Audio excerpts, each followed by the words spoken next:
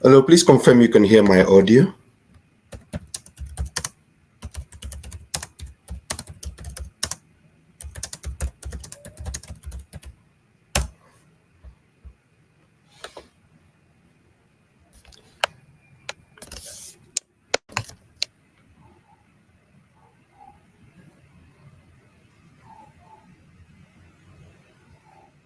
Studio, please confirm you can hear my audio. All right, thank you.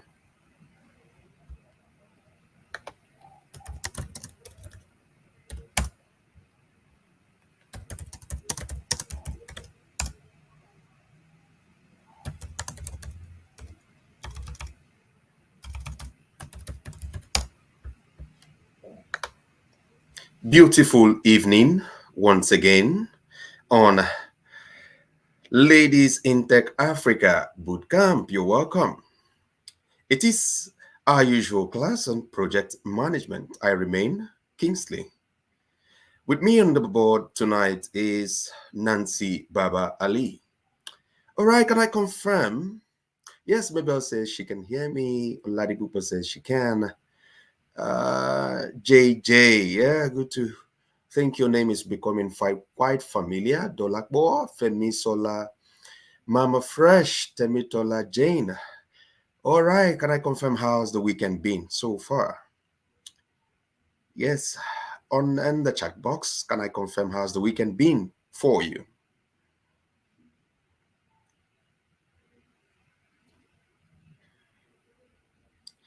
And can I also confirm? Yeah, okay, Adejoke says it's been a long weekend. Chinicharim says cool. Rachel Adeyemi says good evening. Yeah, good evening, Rachel. Good to have you here. Laura says the weekend has been good. Maybe I can add so good. Oh, Doctor, so sorry. Doctor says it's been a stressful weekend. Ladi Pupa says it's been a busy one. Marvelous says very well. Yeah, Mary, good evening. Rosemary as well. Mary Rosemary, good evening. Oh, Omoda Sola. Oh, so sorry. Your daughter hasn't been feeling so well. I wish her quick recovery and that she gets back to great sound health once again. Okay, Alika Juliet says fruitful. Don't look but says long. It's been back to school weekend. All right. You're welcome, everyone. Good to have you once again. It's going to be another roller coaster evening with my participants. All right, so let's find out how was the last class? By way of recap, what did you learn? What was so striking for you? What was the key takeaway? And then, what were your challenges working with projects? Oh, Femisola says, her weekend has been so tiring. So sorry about that. But trust me, tonight I'm going to make it a bit more interesting for you. Okay. Oh, beautiful world says the last class was confusing to her. All right, so beautiful. Share with me what was so confusing to you. I would like to know that and then take it up from there. Wow, Adebola says trekking and listening. Can't afford to miss tonight's class. Please don't miss tonight's class for anything. But keep the focus so that you get to where you need to get to and then join this class as you ought to. Okay, so we're back with recap. Adejoke says advantages of Gantt chart, though you're yet to check the draft I sent via Telegram. Sure, I'm going to do that, you know very well. So I'm always working around the clock to ensure that your questions, your charts, and all that are really attended to. Okay. Honey Boone says she didn't attend the class, but a bit overwhelmed by the concepts. Don't worry, you're going to get it. Okay. Ogolowo says resources are divided into primary, secondary. She's also went for that to say primary, you have men, you have money, you have machines, and you also have materials. Adiola says the last class was very productive. And trust me, Jen says she learned so much about Gantt charts. Okay. Uhidamola says she learned to leave breathing room between tasks and to avoid always putting out fires. Yes, we don't always want to be that kind of project manager that always put out fires. Okay. All right. Shalom says, I learned that it's essential to add extra time to your project schedules. Okay. So your extra time needs to accommodate your duration for each task or work packages. Toluala says, wow, that's good. She finally understood the Gantt charts. That's kudos to you there. Wow. Eniola says Gantt chart has been looking for her trouble. It's proving itself hard. Fine, need to understand. Wow. Okay. Hmm. Omoda Sola says that Gantt chart was haunting her in her dream. Please, it shouldn't. Does it mean that agile is tedious because it demands that you exert your team members' unique locution? Well, each, I wouldn't say that you need to take it by the names, really, but you need to own your project. You need to understand. Okay. So, okay. All right. So, um, we're in. Okay.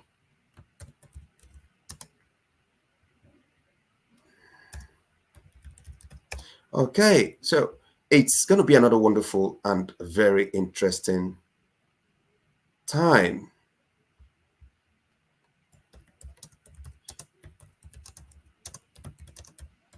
So let's just dwell a little more on, yes, the recap. Let's just watch and see. I'm just trying to look at the chat box and see where we're having comments. Oh, okay, Grace. Is a Gantt chart, not Gango, so that you don't mix it up. Yes, maybe that's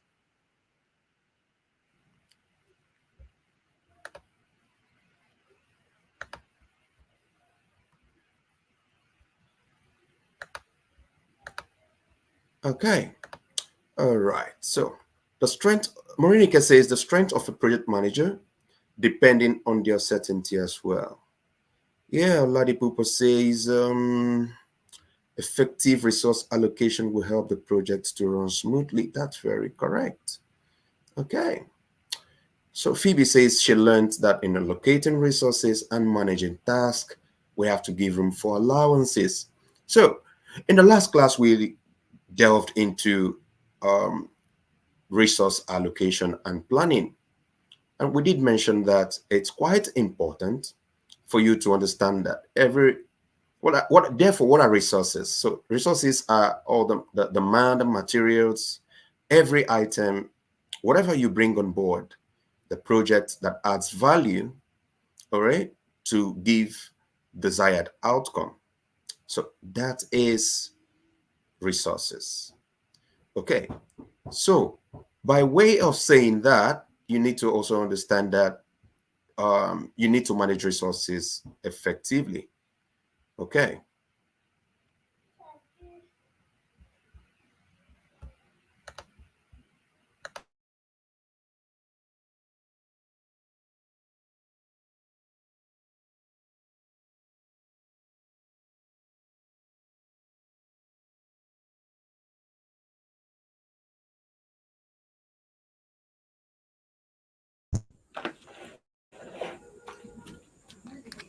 Okay. So joining me tonight is my co-facilitator, Nancy Baba Ali. So just immediately after the recap, I'm going to hand you over to,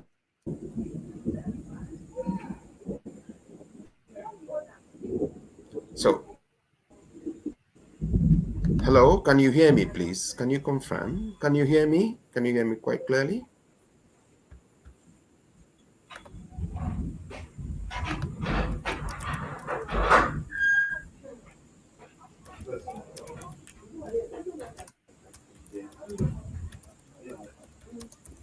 Go with the lights out.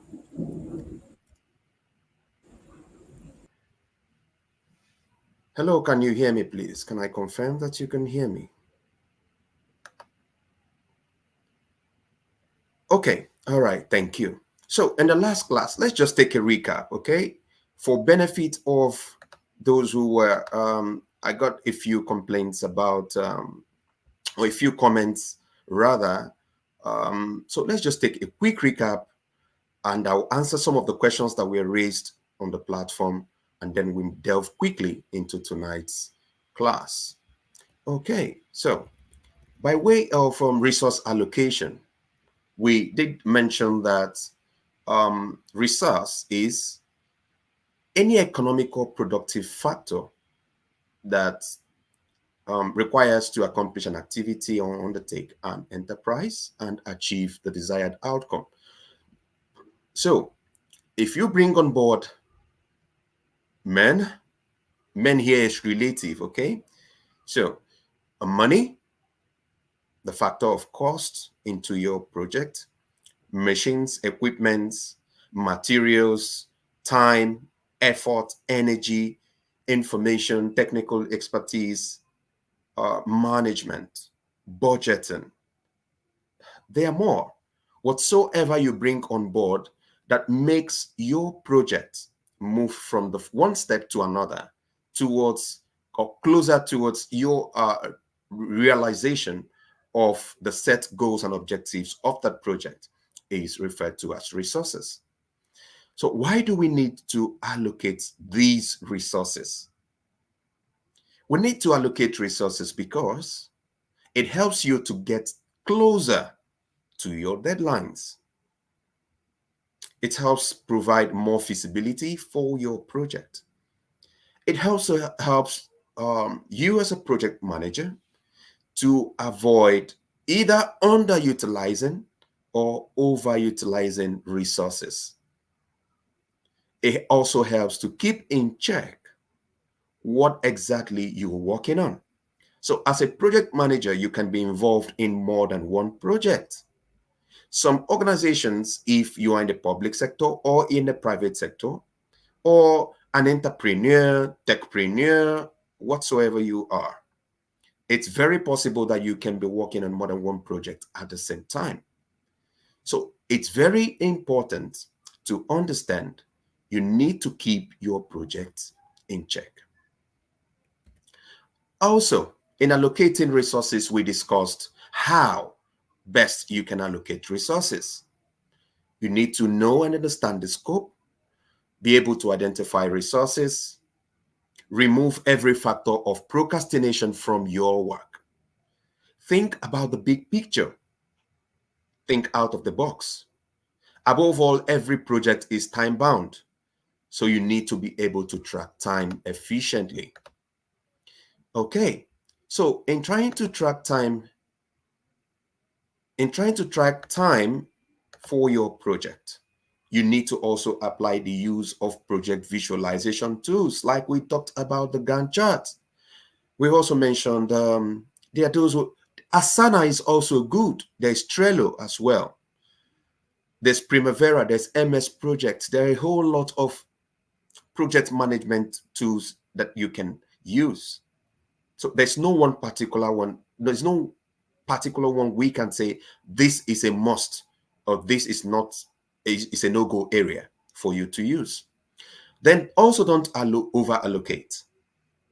Okay. Just as we talked about underutilization or overutilization, try not to over allocate or to an extent under allocate. Try to use resources adequately. Be realistic. What exactly is your project? For how many days is this particular task going to take? So you need to realize that every task needs to be treated in a unique manner. Have a routine. Work methodically. Have a plan. Know your resources. After you've identified them, what resources are you going to use to carry out your project more efficiently and effectively. Okay. Then we talked about resource allocation planning, that there are decisions that you as a project manager has to take, and you also have to understand that you need to make room for what we call contingency. So there needs to be the choice of which items do you need to actually fund first before the others. What level of funding should it receive? Are there any of the work or the task or the schedule that you need or might just leave unfunded at a particular point in time and focus on a few others? Have a plan A, B, and C. So if the total fund is reduced or increased, which activity would you need to sacrifice or award separately or respectively? So by doing that, you're planning your contingency measure. There are different factors that affect resource allocation. The client may have some changes in between the project. The availability of resources may also affect, that is, availability or unavailability. What if a particular resource you need for a particular phase is not available as at when needed? It would affect the resource allocation. Are there any project dependencies? Does task A depend on B, or can it run independently, or do they need to run concurrently? What are the project uncertainties? We must prepare for them. Every project comes with uncertainty, things that you don't foresee, things that you don't even know about. You might be on the project and it occurs. What do? You cannot cry foul. You need to try and manage that particular uncertainty very well. Are there priorities across the organization, which we can match with looking at the areas where we need to prioritize? What are the scale of preference in the project? Which tasks need to be done first before the other? Okay, so when you have this understanding, it prepares your mind well ahead of time to move ahead. We also mentioned that there are techniques of resource allocation, where in cases you need to overlook resource allocation and resolve any possible conflict that may have um, set itself up from either over allocating of resources. So we need to be able to tackle that very well. Are there also aspects of the project we need to prioritize without delay? Maybe because the resources for that particular phase or task is like you've used up the elastic limit for that particular resource, and you just need to step up your game so that you don't over allocate. Also, are there tasks that are interrelated? Somebody said like using kuli kuli and in place of granite, or things like that. I think I can remember someone did mention that. And then you need to also leave a breathing room. Okay, so leaving a breathing room in between tasks can also give you opportunity to review at some point. Okay, then we did talk about putting out fires. So if your team is consistently putting out fires, it's quite difficult to focus on the project. So these were just by way of recap where we stopped in the last class.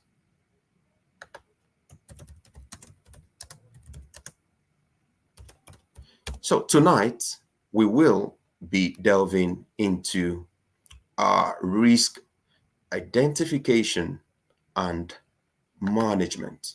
All right, can I just confirm in the chat box that we are together? Adeola says, Mr. Kingsley, does it mean that time frame I put on my milestones can be used on my Gantt chart? Yes, you need to have duration. That duration can cater for the timing. Okay, so you can say 3 days, maybe 1 week, 2 weeks, and just like that.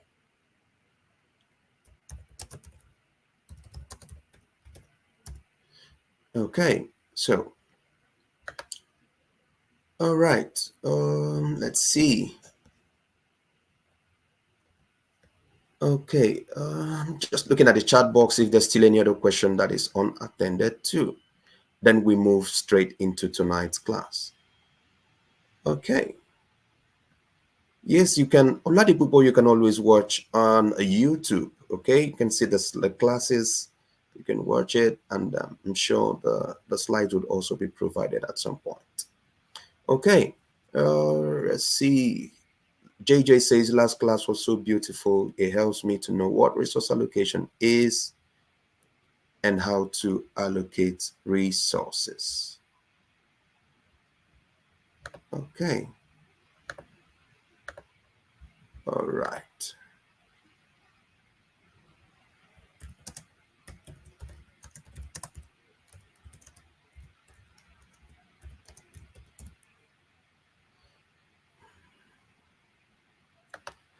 All right. So tonight we would be delving into risk management.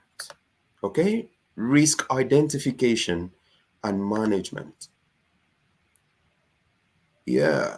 Um, Unique elocution. Yes, you can. Please, you can. You can. Okay. You can submit. Okay. JJ. Okay.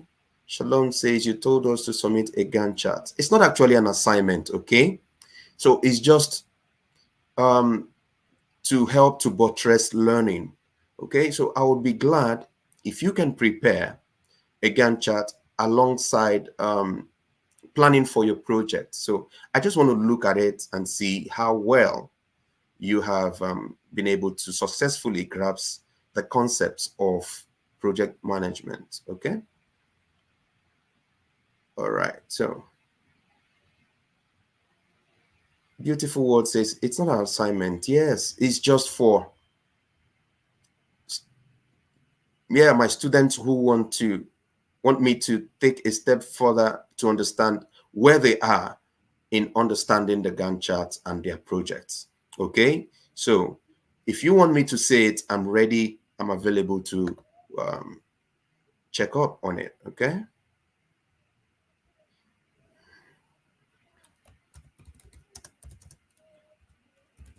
Okay. All right. So let's delve into risk identification and management. Okay. So just literal meaning of risk identification and management. So let's go to the chat box. What do you think, in a nutshell, is risk identification and then risk management? These are two things. Let me get your understanding. What do you think is risk identification and then what is risk management? Let's go on the chat box.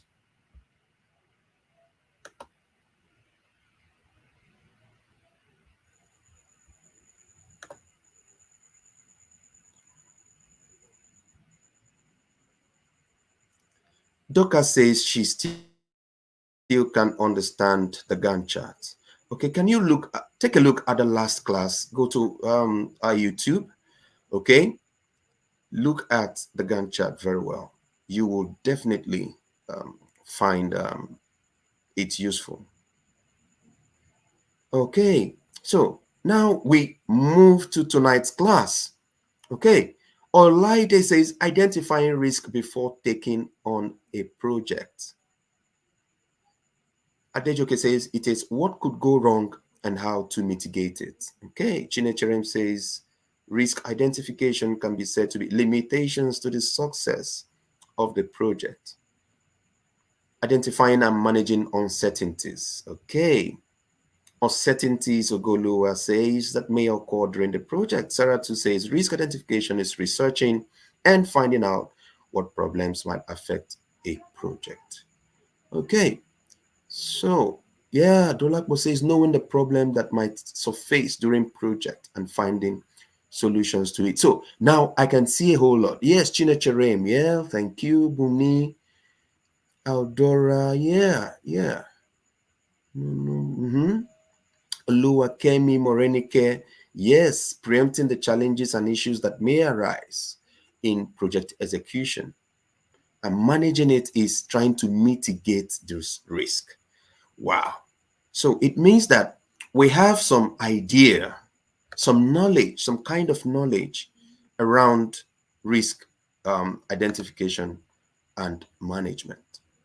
Okay, so risk management, wonderful. Oluwasikemi says that risk management are the strategies you employ to handle those issues that you have identified. Very good, very good. That's great.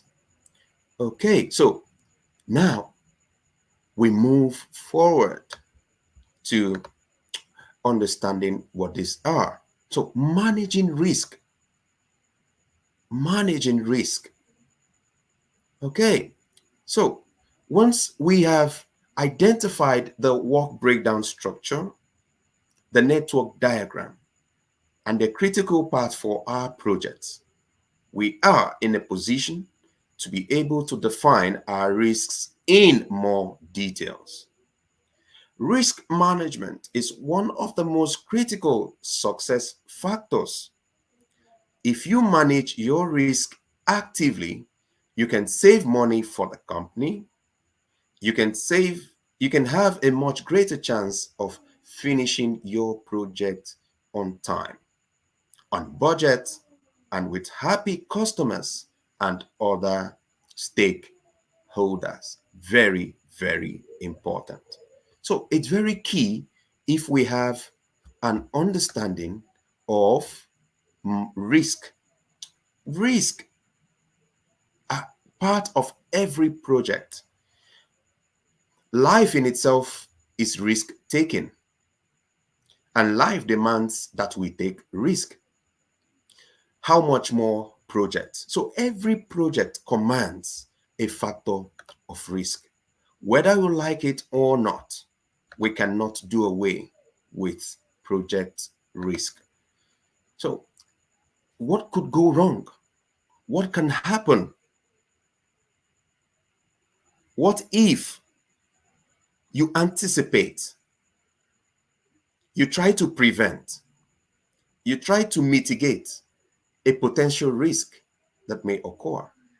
So when you to identify risk involves you knowing what are those things that would hinder the progress of your project. Even funding can be a very serious risk if you don't manage it properly. So anything that can affect your project from reaching the desired outcomes is a risk in itself. Okay, so let's move forward. The process of risk identification is a simple step-by-step checklist. So how do you identify risk in your project? Okay, so let's take some projects here. In the chat box, let's see what are some of the projects that you are into and what are some of the risks that have affected some of the projects you've worked on. So let's just be a little bit more practical.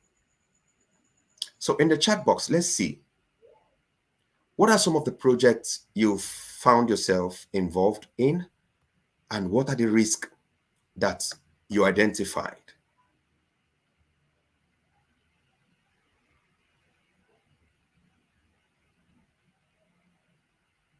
In the chat box, are there risks that have affected your projects in time past? You can just say, this is the project. Yeah, building project, weather. Yes, weather, bad weather. Standardization of laboratory protocols. That's the event. That's the project. Okay, Ruth, yeah, I can see. Oluwatobi says poor weather conditions for outdoor events. Adejoke says clinical trial on type 2 patients with investigation products, XYZ. Okay, Amina says she's working on a project on assistive devices for persons with disabilities. Can these devices sometimes encounter error? Are there errors? Financial constraints, Chinecherem, yeah. Okay, a reception ceremony in honor of newly conferred chief. Even bad weather can affect it. Okay, The sound system may not just all of a sudden tested okay, started having issues. You won't even be happy. Electricity, in a place where they need sound, and all of a sudden no sound.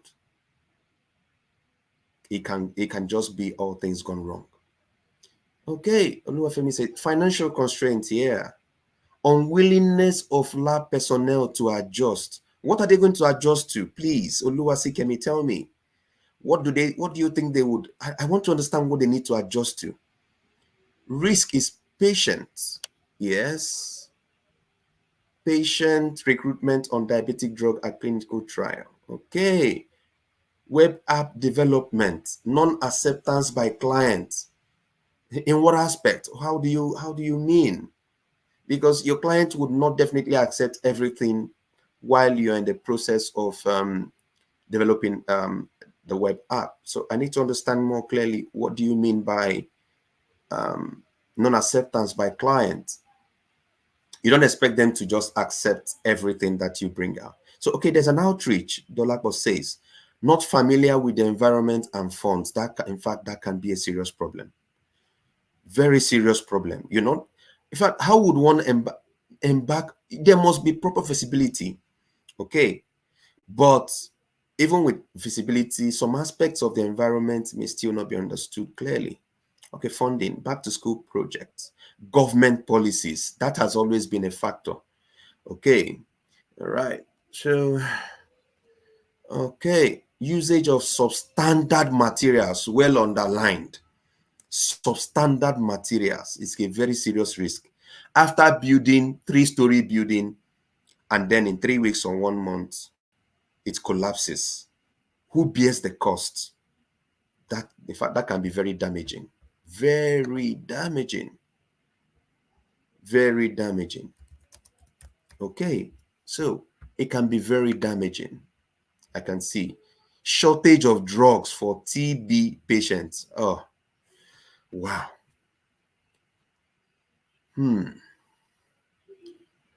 Even, yeah, that's cool.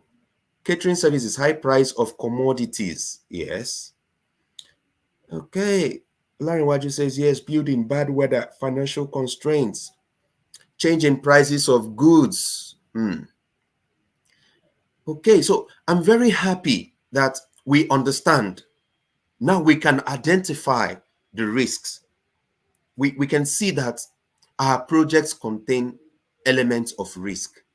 So we can't do away with that. So we understand that every project has inherent risks. So risks that are just there waiting to surface. Okay? Yeah.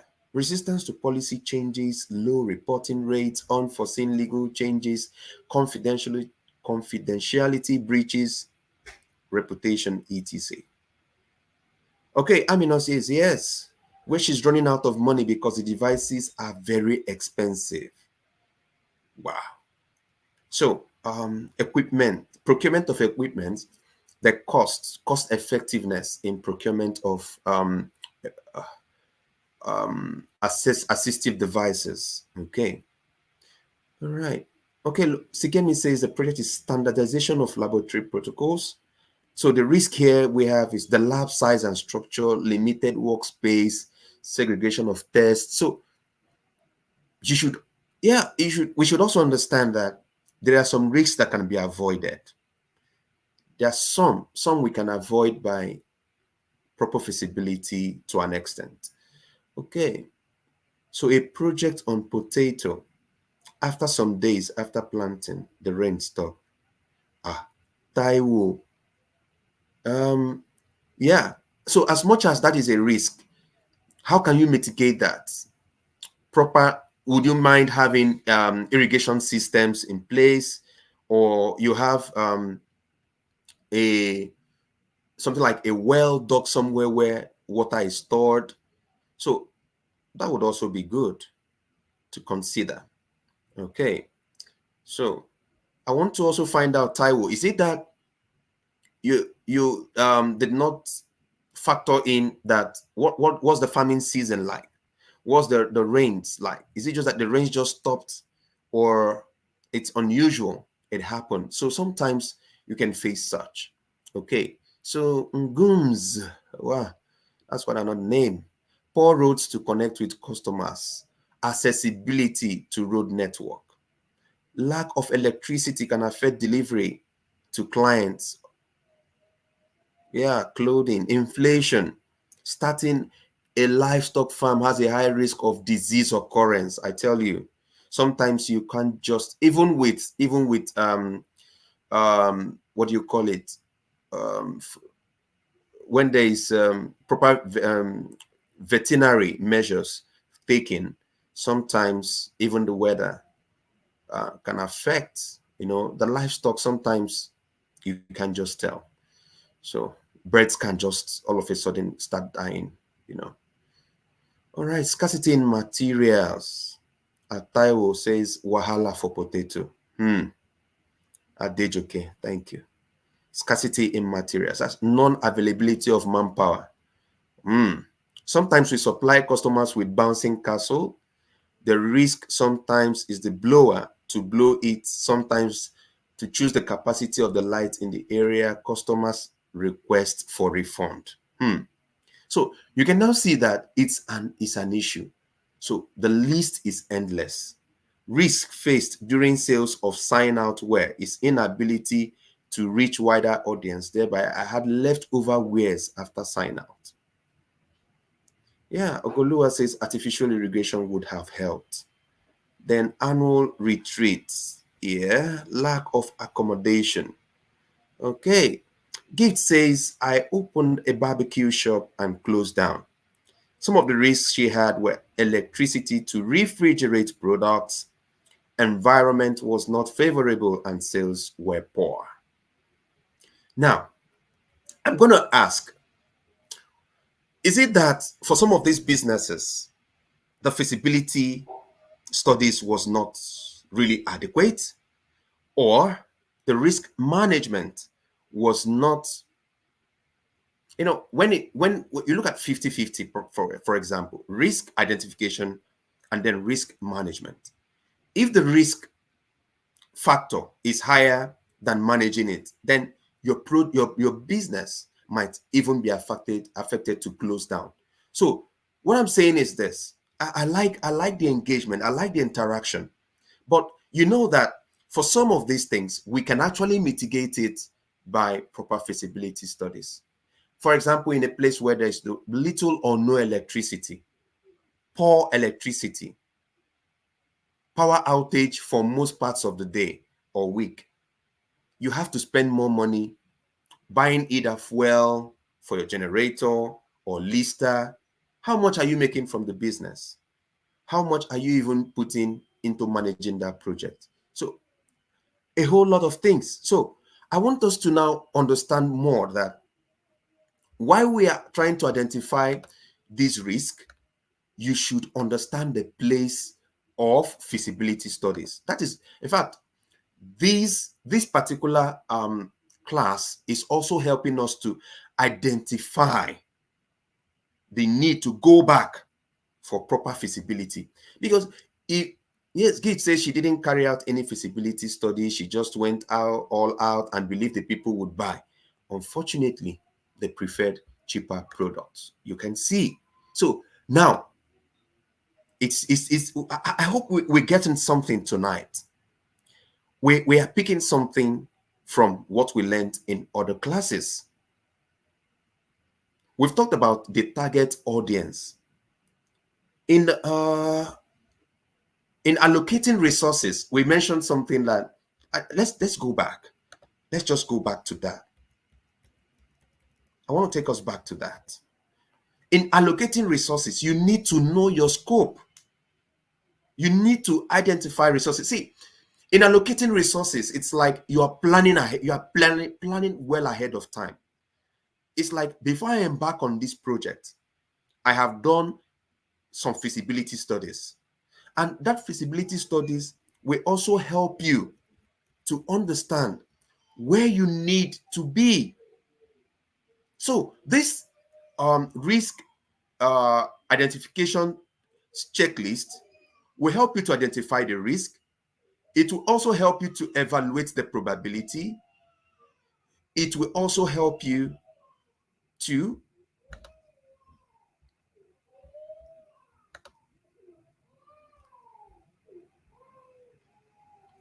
yeah, so it will help you to evaluate what are the probabilities. Will this project succeed if I go ahead with implementation or execution after project initiation and planning?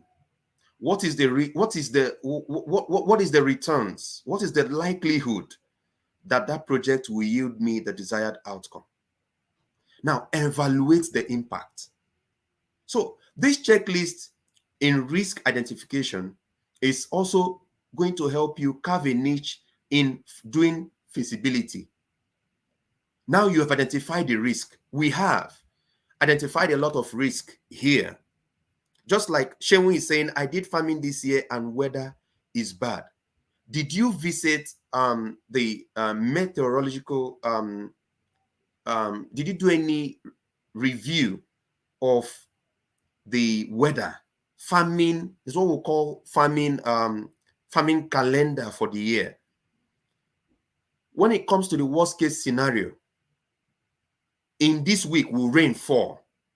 So you need to understand that some of these forecasts will assist you, give you a bird's eye view to understand when to actually farm or not.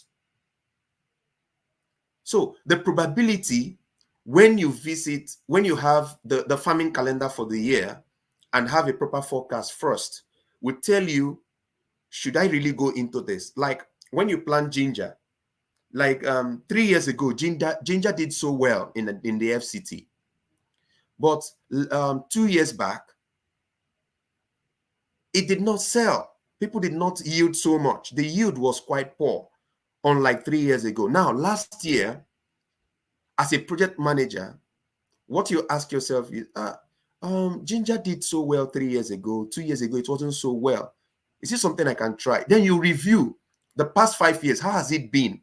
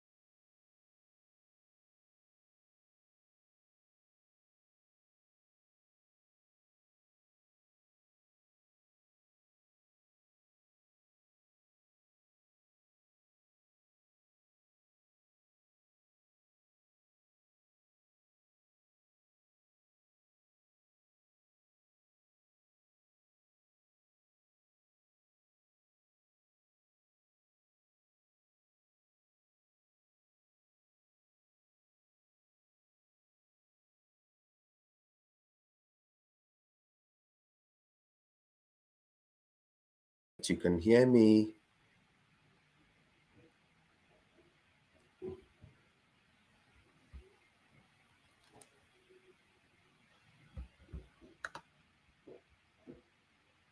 Okay. All right. If you can hear me, please, can you confirm that yes, you can? All right. Thank you, Kende. Oh, yeah. Akinloye says, yes, network is a risk. Wow. In where we find ourselves in this part of the world. Yeah. Glad to be back. All right. So we were talking about risk. And in talking about risk, we did mention that you need to identify the risk, evaluate the probability that that project is going to end up on a positive note. Also evaluate the impact. What would be the impact of this risk in my project? And then be able to document them, know which are low risk, medium risk, or even high risk. If you have high risks, remember why documenting them, these risks, include dates if you can, just like have an action plan. What if this happens or the other happens? Okay, so, okay, Grace, please. Oh, you can just try to refresh your page. Okay, all right. So we are talking about risks and trying to document if they are low level, medium, or high. So you need to also have a backup plan. That's what we call contingency plan. Okay, so in managing your contingency plan, Oluwakemi says, I think from this class you should identify the risk being involved and put strategies in place that could give your brand more visibility. That's if the case. In fact, I have very wonderful students in this class. So Oluwakemi, thank you. All right, so the next slide would tell us about managing your actions. In managing actions, you need to understand that whatever step you take would impact on the project. Evaluate the results that would emanate from your actions. And then, very important, repeat what we call weekly project meetings. Don't just start a project and keep running the project all through without having opportunity for evaluation and feedback. So there should be repeated project meetings. What was done this week? How can we make it better next week? What was done in the past 4 weeks of the month? How can we make it better in the coming month? So it's very important that you repeat the process every week since risks change. And if you ignore them, then they would very often, very quickly turn into problems. So remember, problems don't just emanate, they build up. So after a while, you discover that the project begins to suffer as a reason of the what? The problems that build up from ignoring the risk. Okay, so that's what we're going to look at. Uh,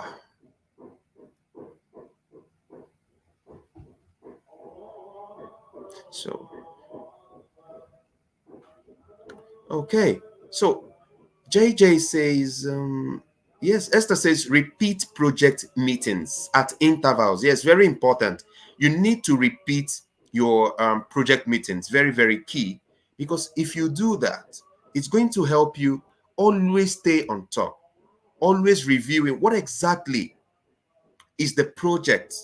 What are the outcomes we're seeing in this project, and how best can we move forward? Are there challenges we encountered in the course of that week that we need to address? So these things are very important, very, very key, because until you understand them, then you can now move forward. Okay, so let's see in the chat box. Okay. Uh, because I think you should identify. Okay, I think we've taken that. Adejoke says there is a line between not having enough data from your feasibility studies and potential risk. Repeat project meetings, very key.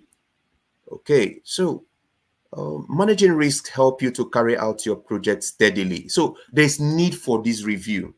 When you keep reviewing, it gives you more clearer understanding how best you need to run your projects. Okay, so there are several methods we are going to use to identify our risk. Okay, so we'll take a short break. Okay, and go sign our attendance. Okay, when we return, we would look at some of the methods you can use to identify the risk inherent in your projects. Okay.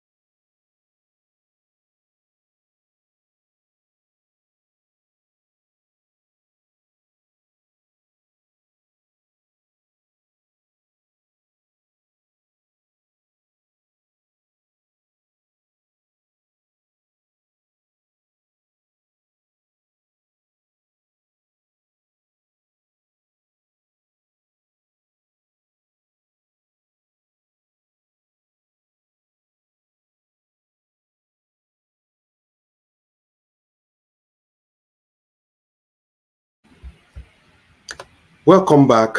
Can I confirm that you can hear me? Yes. If you can hear me, can you type in the chat box? Yes, that you can hear me clearly.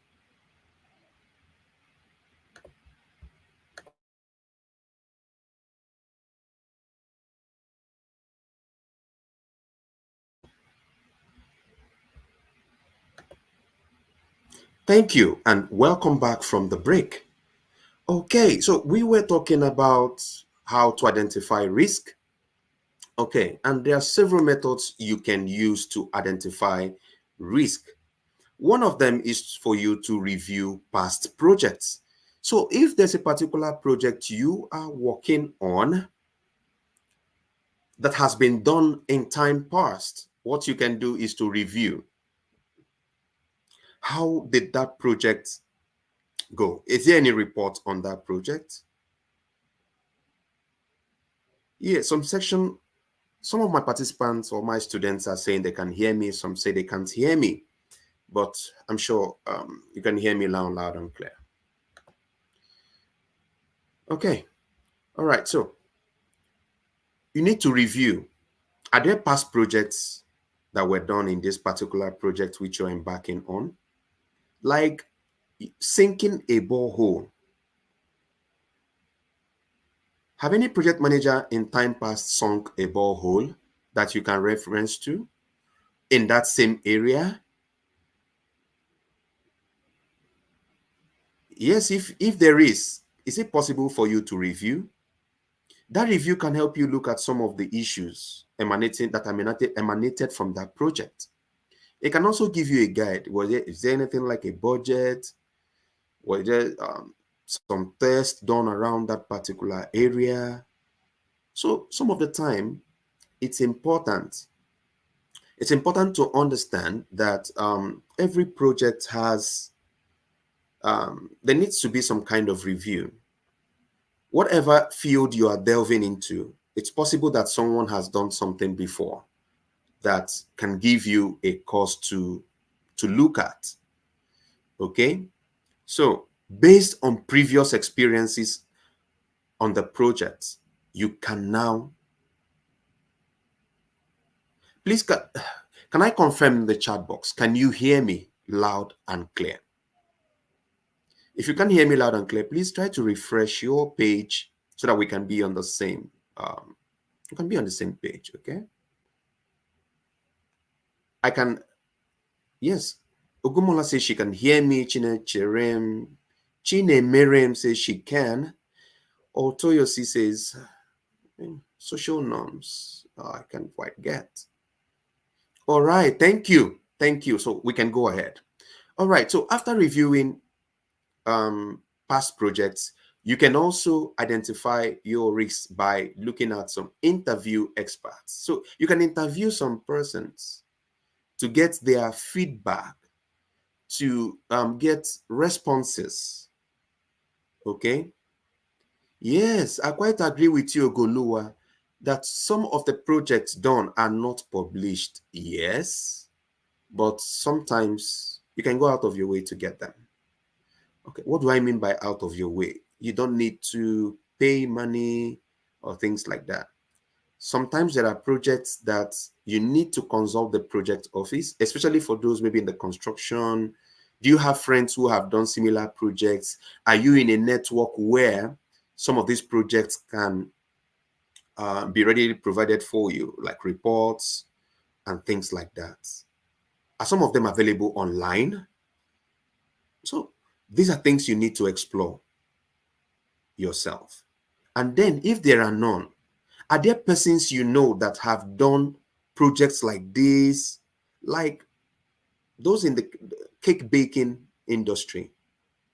You can agree with me that there are a lot of people who have baked in times past different types of projects, different types of cakes and things like that. How did they get it better? What did they do differently?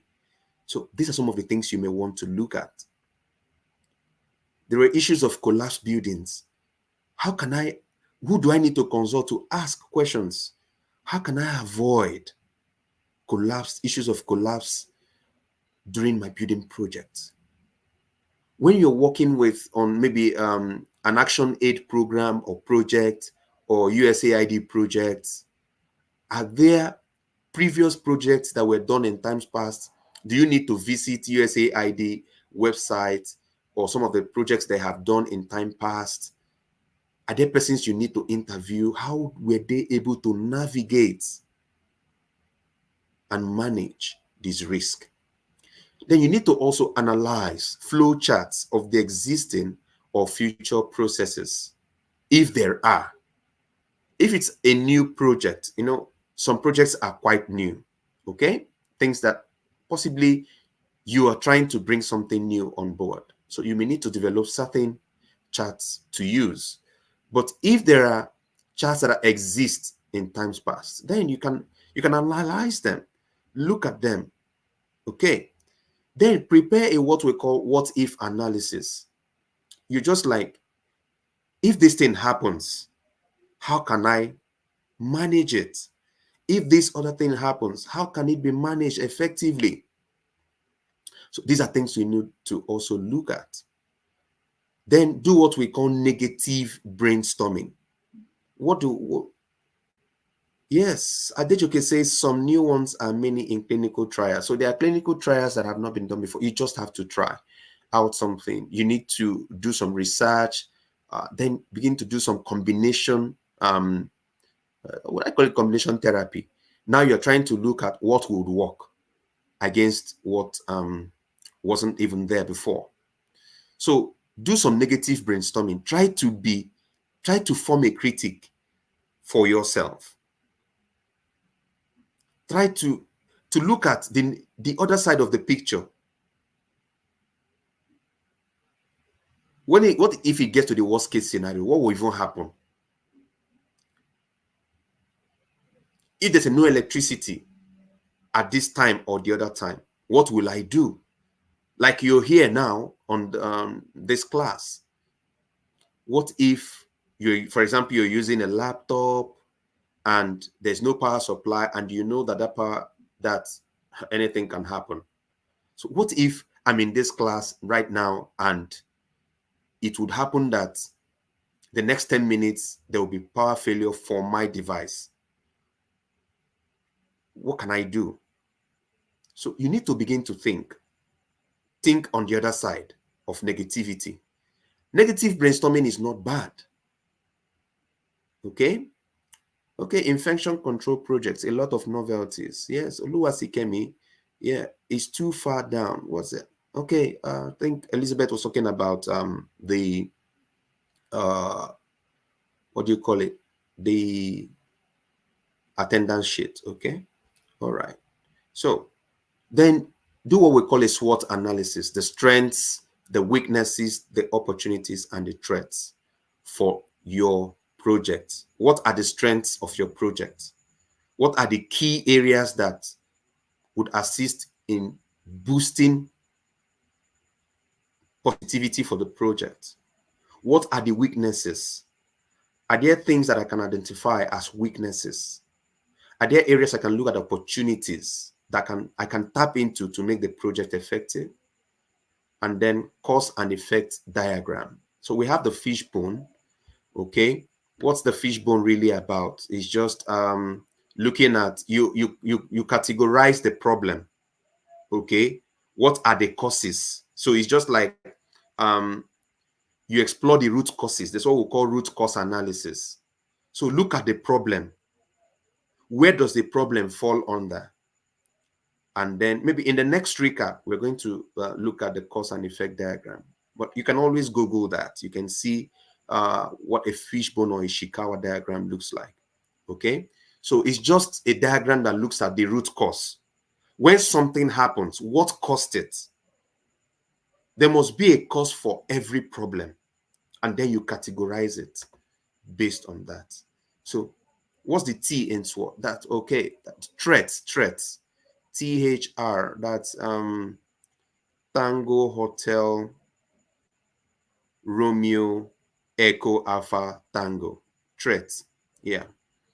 Okay. So then when you've successfully done that, be sure to ask yourself, when you want to define a risk, you now You just make a statement, say, because of this cause, this uncertainty may happen within this particular time frame that may cause this effect to happen on the objective of this project. So if you are able to make that kind of sentence, okay, it's going to, well, pessimistic. You're not being pessimistic here. It's not about pessimism. Pessimism is like you neither objective nor you are being resistive. Negative brainstorming here is you're just looking at what will make this project fail. What if, what that's when it gets to the worst that the project is going to fail, what will happen? So just brainstorm, be negative. All the things that will make this project fail, bring it on board. Okay? All the things that will make the project fail, just bring it on board and ask yourself, will these things actually make this project fail? Then you now ask yourself, opportunities, for opportunities, okay? So Akinloye. All right. So you now look at, just follow that line of sequence. Because of this cause, this uncertainty may happen. That's, I don't know, but this may happen. Priest Regina said, what can happen? Negativity. On the negative side of it, yeah. So it will help you. Okay. All right. What if the wedding doesn't happen? What if the bride doesn't come? What if the groom doesn't come? Sorry about that, Jenny. Okay, sorry. Okay, please try to locate the right class, okay, for you. Okay, so you now look at that. So, yeah, Aldora, thank you. So, because of this cause, this uncertainty may happen within a particular time frame XYZ that may cause this effect on the objective of the project. So, if you only define the risk and you don't articulate the consequence, then the risk may very well not be taken seriously by your stakeholders. So it's very key to understand that, define the risk and then note the consequence. This is the risk. This is what will likely happen when this risk occurs.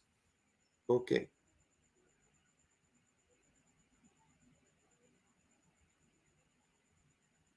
Yes, who is objecting? Yes, Pauline. Who would object the wedding? Would possibly a stakeholder. Remember, we said that a stakeholder is somebody who will positively or negatively affect your what? Your project. So just prepare for the worst.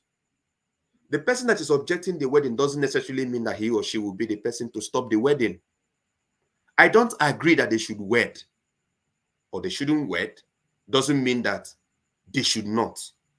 But you're identifying that XYZ person or stakeholder is possibly not in support. Why is the person not in support? There must be a reason. What is flowchart? Amina says, a process that guides you. Okay. I want to be in this class by 7. You draw a chart. Okay. What do you need to be in this class? The person, the medium, and the what? The link. Do you need electricity? So you are drawing all those things. So that process is your flow chart. Okay. All right. So let's move forward. So once you and your team have identified the risk, the next step is to analyze each of these steps. What is the probability that it will occur? Low, medium, or high? You group it 1, 2, 3. What will be the impact on the project? You ask yourself again, low, medium, high, 1, 2, 3. Then you can now place the risk on the matrix, which you will see in the next page, so that you can visualize their relative position. I take it again. You need to understand the probability that that risk will occur and what will be the impact of that risk on your project. Okay, now let's look at it. The impact and the probability. Remember, we said 1 is low, 2 is medium, 3 is high. Okay, so on your X and Y axis, you place the probability and then you place the impact. The same thing, 1, 2, 3. So you ask yourself, where would this risk, is it low, is it high, is it medium? Of course, the higher the number, the higher the risk. So when you multiply, you look at 1, 1, that's 2, then 3 by 3 gives you 6, then 3 by 3, 9, 3 by 2, 6, 2 by 2, 4, 2 multiplied by 1, 1. So 2 multiplied by 1 is 2, 3 multiplied by 1 is 3. So what is a matrix? Row multiplied by what? Columns. That is what gives you a matrix, okay? So the x-axis, yes, Oluwakemi, I think I would answer that, okay? So let's just go ahead with it. Understand the risk matrix, okay? All right, so Oluwakemi says, please, sir, someone asked a question earlier, how a project manager can effectively communicate or engage stakeholders in the risk management process. Communication. How else can you communicate your stakeholders? You need to inform them. How do you inform? Do you need to email? Do you need to place a phone call? Do you need to chat on WhatsApp? Do you need to send a formal message? Whichever way the communication of this project started in the first place, you need to build upon communication, because communication is very important in project management. Okay, so you need to understand when you need to know the low risk area, the medium risk area, the high risk area. So what is the probability that this particular risk would, what level of impact would that risk have? So when you understand that, it gives you a clearer idea. Okay, so yes, are you following the risk management metrics? Can I see on the chat box if you follow? Let's see. If you're following, then you can say, yes, I do.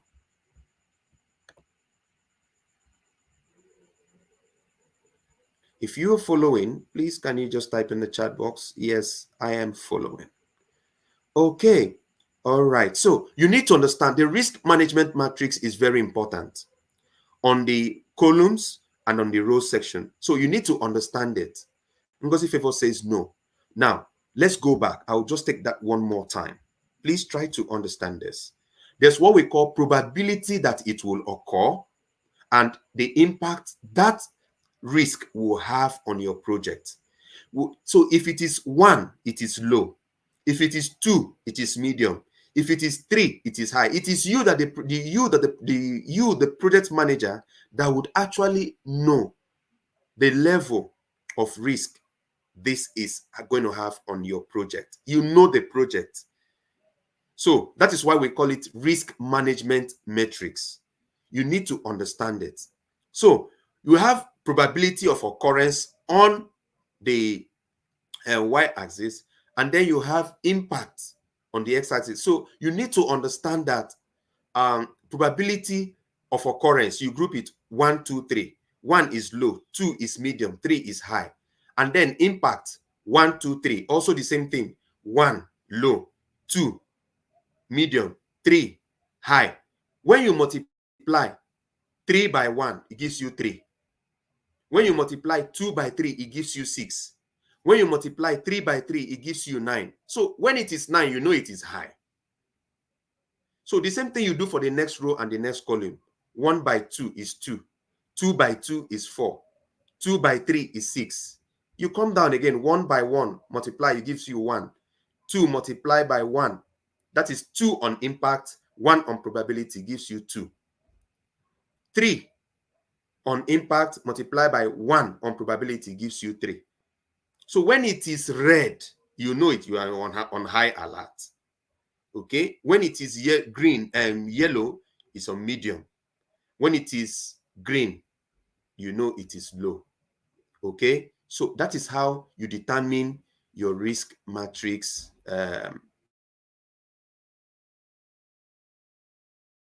Risk. You can also add a third dimension, maybe time. Okay, it means how soon the risk may happen. Is it going to be a long term? Is going, so you may decide to add by impact. You just add time 1, 2, 3, 4, and then you multiply. Of course, it will increase the matrix. So you now, what it means is that would it be a long-term impact? Would it be a medium-term impact?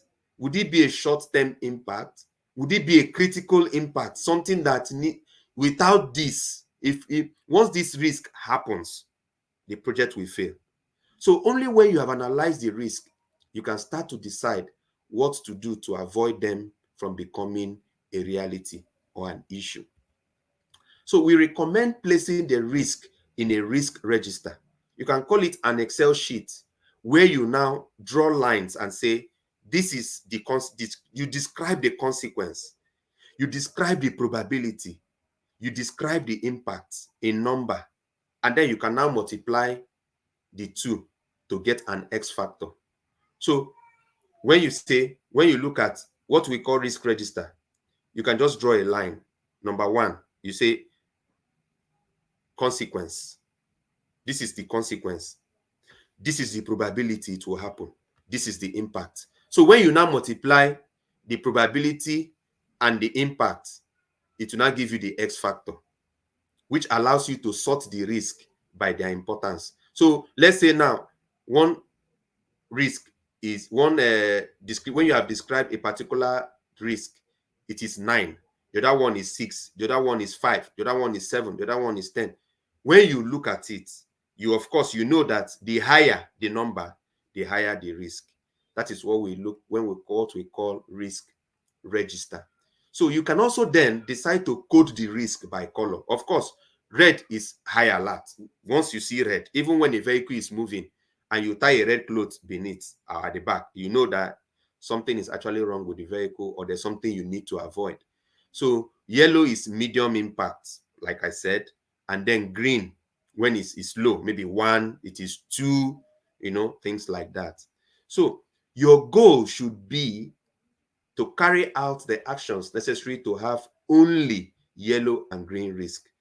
At least when a risk is medium, you can manage, you can handle. It's something you can manage it.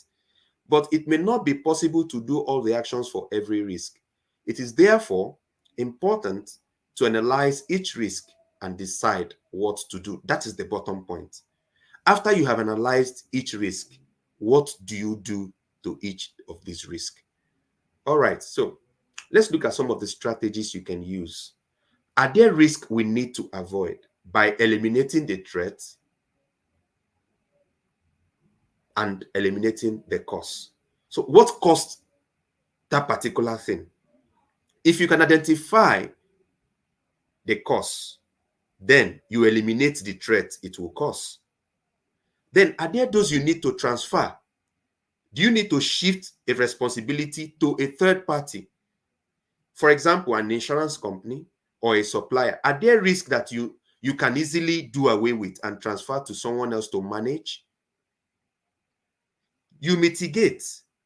Are there risks you need to reduce the probability or the impact? That is where you create a mitigation plan. That is, mitigation means, I think I can take this step. When I do, it will reduce what? The risk happening to a barest minimum. So you have a backup plan, a reserve plan. And then are there those you need to accept? Accept and create contingency reserves, like having a backup plan. This risk, we cannot avoid it. So we just need to, whenever it comes, we are ready. It will happen, but I think we can work around it. We can control it. We can manage it. But if it is for happening, it will happen. Okay? All right. Ugonna says she doesn't follow. What exactly is it that you don't follow? Please, I would like to know. Roots, no, it's not more dicey. Okay, tell me what exactly you don't understand. Okay, so I'm going to take questions in the next 5 minutes. Okay, so you will just document what exactly you don't understand. Remember, you also have the Telegram platform where you can also ask me questions if you don't follow. I will still definitely explain. But what we're saying tonight is, tell me where you don't understand. Then I will take you there and then provide you some feedback. So what is our key takeaway tonight? Actively manage your risk. Actively managing your risks will allow you to proactively manage your projects and see problems coming in time to save the project. That is why risks are there. You can't avoid them. Okay? You can manage them. You can control some of them and bring them to a point where it will actually help your project survive. It is also important to add the action, the due dates, and the person responsible to your risk register. Remember what we said about risk register. You need to identify what exactly is the risk. What will be the consequences of the risk? Would they be high impact or medium or low? You need to understand. So what do I also need to do to manage this risk? If as a project manager, you can apply this strategy of having a risk register, I think it will help you. It will help you be more prepared. It will help you become a more experienced project manager. People, your sponsors, stakeholders will take you more seriously and they will want to do business with you even after that particular project. Sometimes you may say, it's not bulky. It gives you a platform for what? Preparation, and makes you a better project manager. Okay, so with this, we come to the end of this week's class. Now let's go back to the chat box and take questions. It's now discussion time. What exactly are your questions? And where are you having difficulties? So let's go. How does this matrix help in reducing risk in projects? Now, Pauline, you need to understand that one thing the matrix will do for you is, at a glance, you will know which risks are high, which risks are medium, and which will become a problem, more problematic for your project. It also gives you an idea where to focus. If you know where the risk is high, it gives you a clearer understanding how to manage it. You cannot avoid risk in your project. No way. The taxi man that is supposed to convey your goods to the client can fail. It's a risk in itself. Just like now in the country where we have issues of fuel scarcity or something like that, we will spend more. So any project you are embarking on right now, as long as it has to do with transportation, is it not high risk for you? Don't you think that costs may be increased? So cost may be a high risk as well. Inflation may be a high risk. So if you don't identify it as a high risk early enough and you are delivering projects, is it not going to haunt you at the end? So we need to understand it. How do you know the risk to accept and transfer? It is you that knows the project. How you know the risk to accept is the one that you can cushion its effect when it happens. Or you tell yourself, I think I can, like network. When there's a network failure, can you switch to another network? It's a risk you can manage. What if you don't have another network to connect to? Is this something you can, I think I can call someone else to handle this while I relax on this and focus on other aspects of the project while this person handles this aspect of network. Please, I wish to ask how emerging technologies impact risk identification and management in projects. Now, when you talk about emerging technologies, we have what we also call disruptive technology. So, emerging technologies, what aspect of emerging technologies are you looking at? Emerging technologies can also affect, it can even, like if you're working, if you are, you know that the coming of artificial intelligence have also impacted in employees. It has reduced employee task in the office space. So today you can sit at the comfort of your home, research on certain issues, and get answers almost right at your fingertips. Previously, you may be saying, I think I can call Mr. Musa that works in Nigerian Labour Congress or that works in Federal Ministry of Health to do this. I need to visit his office. So sometimes these are things that would definitely occur. Okay, so understanding, identifying risk in project management is very important. If as a project manager you don't identify the risk, they will take you unawares, and it is not good for your project risk to take you unawares just like that. One may take you unawares, but all should not take you unawares. If you have 5 risks and 4 of them or 3 of them are high impact risk, then maybe one is low impact, one is medium, and you don't take cognizance of the fact, the high risk, and knowing how having a mitigation plan is going to affect you. It's an online business in need of project management. I deal with training and courses online. I am seeking to make it better. Do I need to fully implement the rudiments of project management? Yes. What is project? Every project is unique. An online business, training, handling courses online. Who are you handling courses? You need people. So some of the stakeholders you're going to have in that project, are you not in business? You're in business for profit. So you must plan. If your courses are not of high quality, people will not take you serious. If after the first training, you will say, I think you have competitors. You have competitors. Someone who may easily leave your training and courses online and look for other training and online courses that will give them better value for what they are looking for. So you need to understand, you need to identify your target market. You need to know the scope. Who is this who is this project for? Who is this online training for? Okay, what is risk management? Matrix. Let's go back to risk management matrix. Now, what is the probability that this risk would happen? And what would be the impact of that particular risk on your project?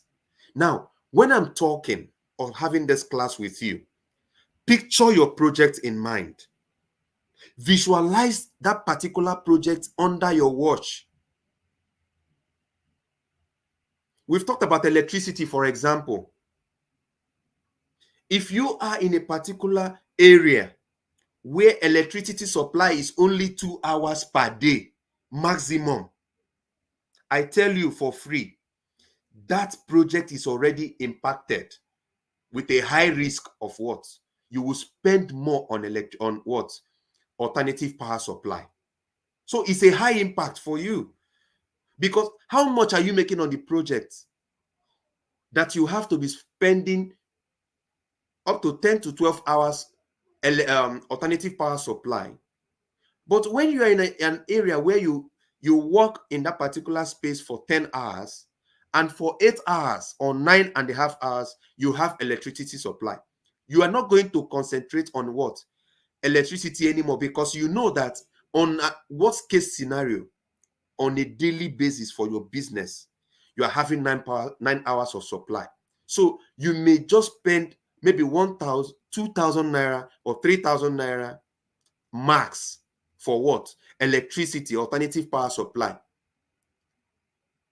Are you getting the picture? So in this case, the impact of electricity on your project may be 1 or 2 is green.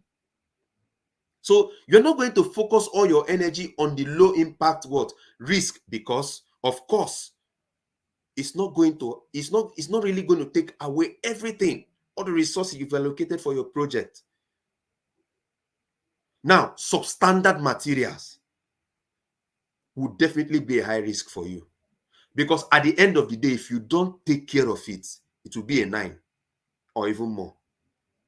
So the probability, low risk is 1, medium 2, high risk is 3. Now, let's talk about impact and probability. Look at impact 1, probability 1. Multiply it. 1 multiplied by 1 gives you what? 1. That is the green you see in the box. Impact number 2, probability number 2. Multiply it, it gives you 4. That is the yellow you see on inside the matrix. So number 4 is not high risk, it's medium risk. 3 on impact multiplied by 3 on probability, it gives you 9. That is red alert, high impact. That is how you understand the risk matrix. I hope this is clearer. So when you look at your project, you identify the risk. On the side of probability, you ask yourself, what this particular task, what is the risk involved? What is the probability that this risk will happen? Is it 1? Is it 2? Is 3? Then what will be the impact if it eventually happens? You multiply. Okay, I think I've been able to answer the risk management matrix question. She said, Ugonna says, you spoke about adding time frame to the risk management. How can you apply it? Okay, at the end of, after number 3, add another row there. Okay, so you can call it time. Okay, and then you just label it maybe 1 or 2 or 3 or 4. Okay, so maybe I would prepare one, and then so that you can see it. Okay, so it's just all about multiplying, asking yourself, okay, the risk of investing into government committed properties without proper scrutiny. So when you purchase, like now you're into real estate. Thank you, Akinloye. You are into real estate and you don't properly investigate to find out this property you are investing in. Is it government allocation? Is it someone else's property? What is the risk that if I buy this, it is going to sell in the next 2 years? Now we are adding time to it. In the next 2 years, I want to sell it in 3 years' time. How much? What will be the value? Would it appreciate or depreciate? So now you are what? You are analyzing the risk involved because you are bringing in resources, money. If you invest and at the end of the year, at the end of 3 years or 5 years, you don't get value on return, there is no the percentage increase for you on returns on investment, then it becomes a problem. So every project, no matter, call it any name, whatever the project is, you need to properly analyze it. That is what we are doing here. We are looking at the basics, the foundation, the fundamental of every project you are delving into. Whether, I think I recall the lady that said the student that said she didn't go into proper feasibility, she just went into it, and at the end the project failed. Whatever you call the project, whether you are selling sachet water, of course, you will not supply, you will not just supply water that has taste to people, to stakeholders, to your client. If you supply water that has taste, believe you me, for free, you are bound to lose customers because the market is wide. The competition is there. So you need to understand critically these things. So when we talk about projects, you need to understand that everything you do, no matter the project you are handling, maybe you're looking at the name, we are calling it project. Why do we call it project? Because you are becoming a professional. You're part of this class because you want to learn the basic concepts. Pauline says, like buying a land in an I think I can see that clearly, in an outskirt to sell after 5 years. So there are places you don't just go and invest. Sometimes you can say, okay, this investment is, you just put in that money for a longer term, because that place is becoming like a fast developing area. Okay, then you invest. You know that money you are committing, that the money you are investing in that particular land purchase, you're not using it for something else. You know that, you know where you want to stake that money, and you know why you are staking the money. Now you know the scope. You have identified where you want to allocate the resources. You know that if you put these resources there, it's going to yield over time. So what we are doing in this class is giving the rudiments. So it now depends on you to apply. Use what you are learning in the class to become a better project manager. Are we together? So this is where we want to belong. And I hope that going forward, we are seeing value in learning the rudiments, in learning the fundamentals of project management. So everything you do, you have to think like a professional. Think like someone who knows what he or she is doing. Think like somebody who, over time, wants to be the project manager of repute, project manager of quality, project manager that is standardized. And that is what we want to build. Ladies in Tech Africa, ladies, Texas that can stand the test of time. Even if at the end of this course, you can beat your chest and say, I think I can handle any project. At least with the basic knowledge I have learned from this course, from this bootcamp. This is where I started. This is where I am. And this is where I want to be. So with that in mind, we are going to run together in this class so that you can learn. Please feel free. On the Telegram group, I will be attending to questions. On the LMS, I'll be attending to questions. Feel free, anything you don't understand. Ask questions so that you can be clear. It is until you get clarity that you become a better project manager. All right, so having said that, we are rounding off tonight's class. So we'll be taking for any other question if you have questions. So this is what we'll be studying next week, how to schedule your project. So we'll still be looking at the critical path method and then looking at project scheduling softwares. If you have any of the projects, any scheduling software, it will be wonderful. If you have MS Project, if you have Primavera, anyone you have, Asana, Trello, name it. There are so many. But like I said, we are here to give you the rudiments. If you understand in your mind's eye how to use these tools, you can easily prepare them. And then we'll also talk about time management, how to handle the factor of time. So if you are a good project manager and you don't know how to handle time or manage time effectively, then it's going to affect whatever you're going to do in project management. Okay, so let's go back to the chat box. How was this class for you? And what is your key takeaway?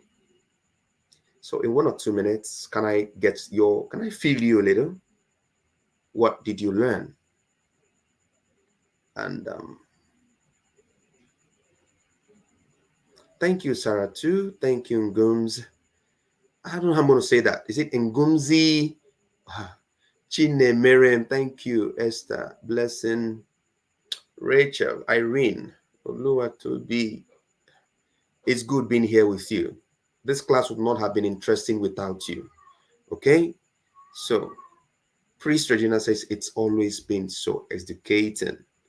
Okay. Thank you, Luakemi. Shalomi, thank you. Rosemary, thank you. So, Felice, I hope I got that clearly. Okay. My key takeaway was the risk matrix. So, before you sleep, try to picture the risk management metrics in your, just picture it. How would it feel having that?